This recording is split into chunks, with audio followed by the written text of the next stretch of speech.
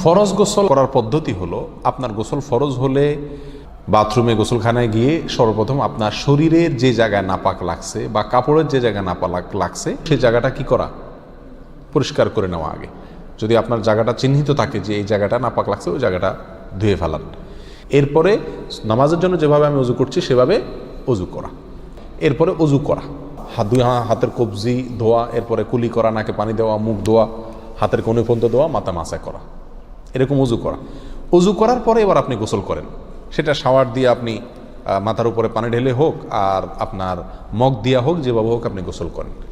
গোসল করা শেষ হয়ে গেলে, গোসল করে যখন বের হয়ে যাবেন, তখন যাওয়ার আগ দিয়া ওই যে পাও ধোয়া বাকি আছে হুজুর, যাওয়ার আগ দিয়া পায়ের ওখানে পানি ঢেলে টাকনো পর্যন্ত পাও ধুয়ে ফেললেন, বাস গোসল হয়ে গেল।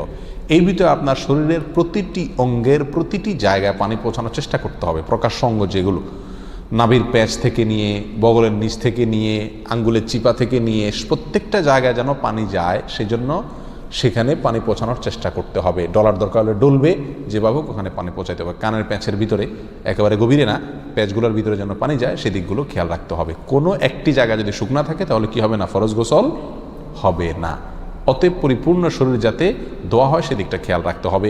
নেল পালিশ ইত্যাদি বা কোনো রং টং ইত্যাদির কারণে যদি কোনো আবরণ থাকে শরীরের উপরে, তাহলে সেগুলো সরা নিতে হবে, তা না হলে কি হবে না, ফরজ গোসল আদায় হবে না। কথা, প্রথমে শরীর এবং কাপড় থেকে নাপাকগুলো ধুয়ে নেব, এরপরে অজু করব পূর্ণাঙ্গভাবে, পাও ধোয়া বাদে, এরপরে গোসল করব। আর বের হওয়ার সময় দোনো পাও টাকনো পর্যন্ত ধুয়ে তারপর বের হয়ে যাব। এই গোসলের সাথে আমার অজু হয়ে গেল। এই গোসলের পরে আর কি করার দরকার নাই, অজু করার দরকার নাই। অনেকে গোসলের পরে অজু করেন, এটা কোনো প্রয়োজন নাই। তবে কেউ যদি গোসল করা অবস্থায় তার পেশাব চলে আসে, অনেকে আছে পানির স্পর্শ লাগলে পেশাব বেশি আসে, তো গোসল করা অবস্থায় যদি তিনি পেশাব করে দেন বা অজুভঙ্গের কোনো কারণ তার ভিতরে আসে, তার বায়ু ছাড়লেন, তাহলে তো সেক্ষেত্রে অজু যেটা শুরুতে করছিল ওইটুক তো আর নাই।